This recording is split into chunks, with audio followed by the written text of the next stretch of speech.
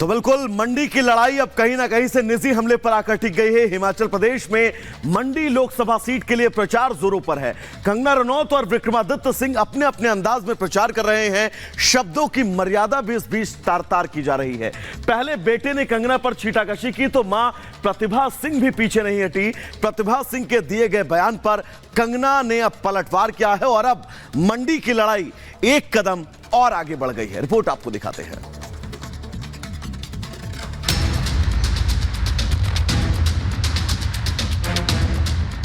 मैं उनको फिर से ओपन चैलेंज कर रहा हूँ, ओपन डिबेट मेरे साथ करें। हमने भी देखनी थी कैसी है वो हसीन परी। मैं कोई चीज नहीं हूँ। कांग्रेस के काले कर्मों के चिट्ठे में ज्यादा खोलना नहीं चाहती क्योंकि मुझे लग रहा है कि वो ऐसे भी हार रहे हैं। हिमाचल प्रदेश का चुनावी रण आखिरी चरण में है, लेकिन मंडी सीट पर हर किसी की नजर है और यही वजह है कि वहां जुबानी तरकश के बयानों से ऐसे तीर निकल रहे हैं जो सीधा निशाने पर लग रहे हैं। कांग्रेस चुन चुन कर कंगना पर तीखे प्रहार कर रही है तो कंगना भी जुबानी जंग में कहीं से कमतर नजर नहीं आ रही। जब से बीजेपी ने कंगना रनौत को मंडी से टिकट देकर चुनावी मैदान में उतारा है, तब से कांग्रेस प्रत्याशी विक्रमादित्य सिंह बौखलाए हैं। वो कभी अभिनेत्री को अशुद्ध तो कभी बाहरी बता रहे हैं। ऐसे में विक्रमादित्य की मां और हिमाचल कांग्रेस अध्यक्ष प्रतिभा सिंह ने जब कंगना को हुस्न की परी कहा तो उन्होंने अपने तेवर तल्ख करते हुए कुछ इस अंदाज में पलटवार किया। अब लोग भी जब उसमें फेसबुक में देखते हैं या उसमें व्हाट्सएप पे देखते हैं तो लोगों को होता हमने भी शानी थी जी, हमने भी देखनी थी कैसी है वो हसीन परी।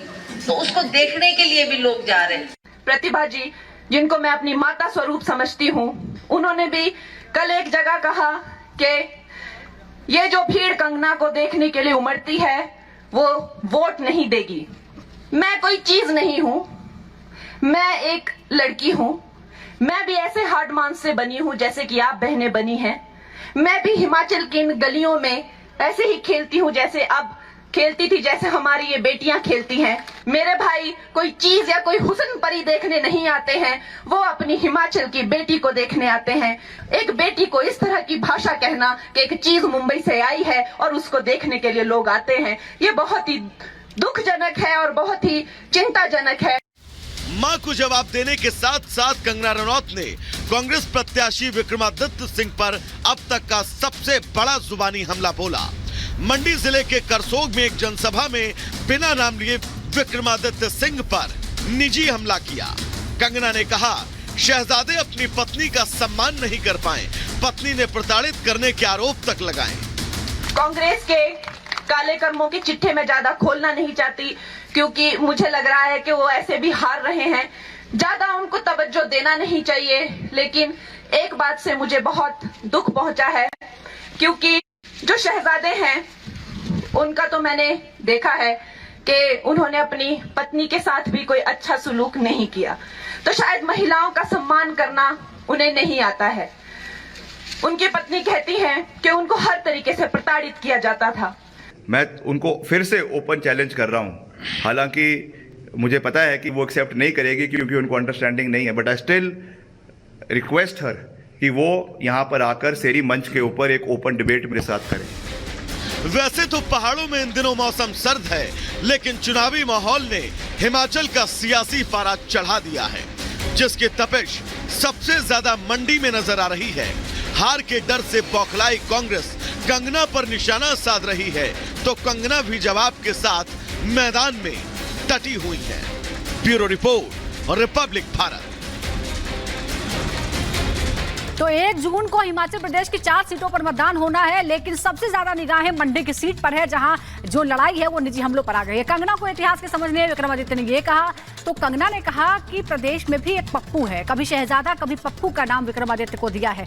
कंगना एक बरसाती मेंढक की तरह, ये कहा कि कंगना तो अभी आई है और चुनाव के बाद चली जाएंगी, वो बरसाती मेंढक की तरह है साल में। मैं हिमाचल की बेटी हूँ। कंगना बार बार ये बात जोर देकर कह रही है कि मुंबई में सिर्फ काम करती है, बेटी तो हिमाचल की, उनको बीफ पसंद है, वो अशुद्ध है। ये भी कहा वीरभद्र होते तो टिक्का को यानी विक्रमादित्य को डांटते कि बड़ी बहन के साथ ऐसे बात नहीं करते।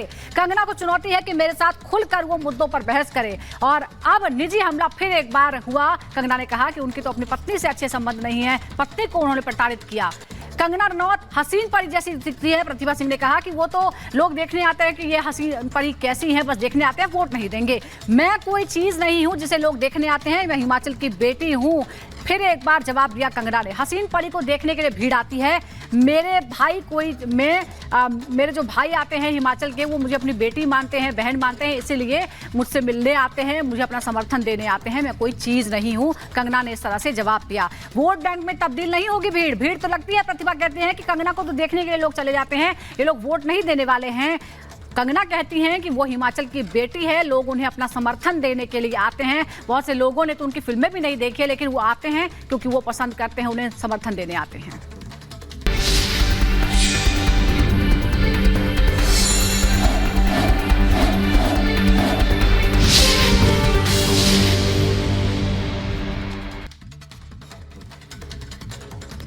और 2024 का चुनाव बयानों के बीच लगातार दिलचस्प होता जा रहा है। हमने कंगना और प्रतिभा सिंह, विक्रमादित्य सिंह की किस तरह से एक दूसरे पर हमले जारी किए बताया। अब अनुराग ठाकुर राहुल गांधी पर हमलावर है। दरअसल राहुल गांधी के नाम का ऐलान रायबरेली सीट से हुआ है। इसको लेकर अनुराग ठाकुर ने कहा है कि दोनों सीटों पर हार का डर है। राहुल को दोनों सीटों पर हार का डर है, इसीलिए राहुल गांधी रायबरेली से चुनाव लड़ रहे हैं, जबकि कार्यकर्ता तैयारी अमेठी से कर रहे थे। पहले तक राहुल गांधी जी कहते थे डरो मत, डरो मत, डरो मत। अब डर डर कर कभी अमेठी से वायनाड, कभी वायनाड से रायबरेली, ये दिखाता है कि हार का डर कहां कहां लेकर जा रहा है। और डर तो इतना कि एक साथ कहीं दोनों ही ना हार जाएं, तो एक ही सीट से लड़ रहे हैं। लेकिन दूसरा मुझे कहना है, न्याय नहीं दिला पाए अपनी बहन को भी, क्योंकि एक तरफ रॉबर्ट वाड्रा जी भी टिकट मांगते थे, दूसरी तरफ कांग्रेस की मांग।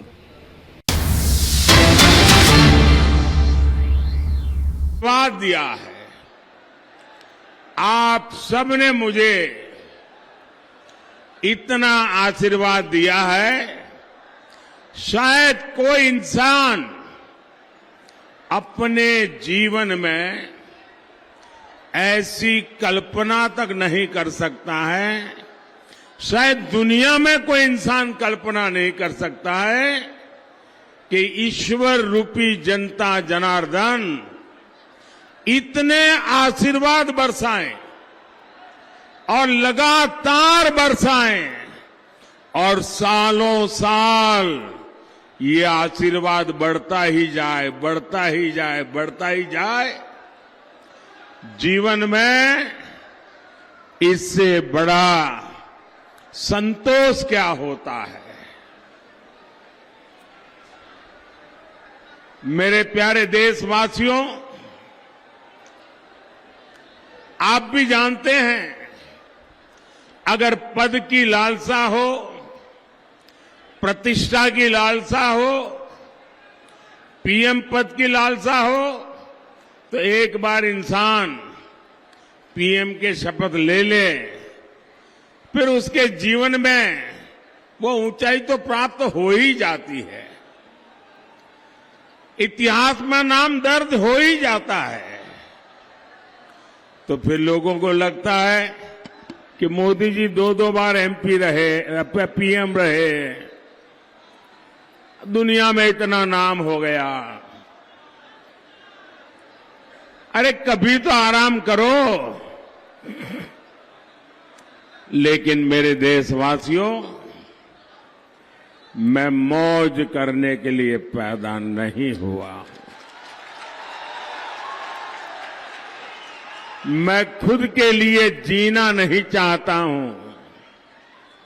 मैं तो आप सबकी चरण रज माथे पर चढ़ाकर आपकी सेवा का संकल्प लेकर ये महान भारत माता के 140 करोड़ देशवासियों की सेवा करने के लिए निकला हूं।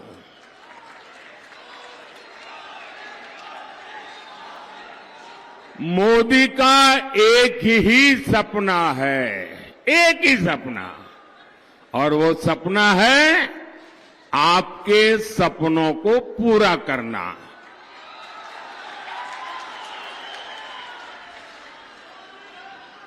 मुझे ज्यादा से ज्यादा आशीर्वाद चाहिए ताकि मैं ज्यादा से ज्यादा आपकी सेवा कर सकूं, ज्यादा से ज्यादा देश की सेवा कर सकूं।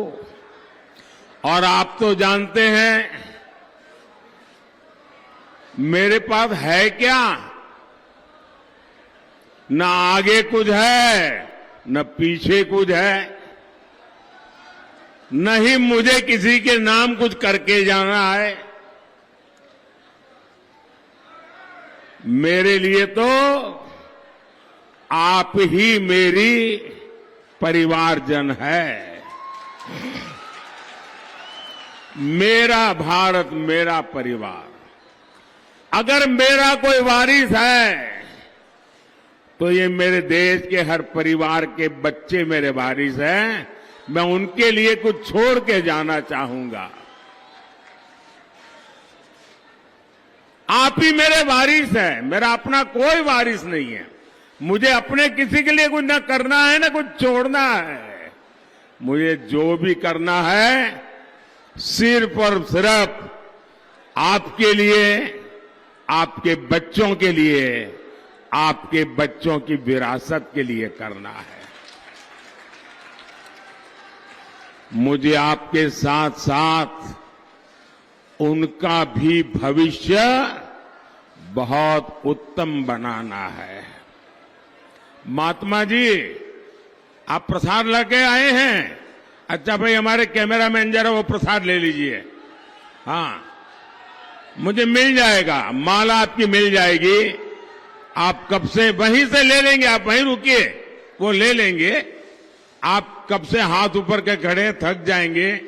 इस उम्र में आप इतना आशीर्वाद दे रहे हैं, मैं यहां से आपको प्रणाम करता हूं जी।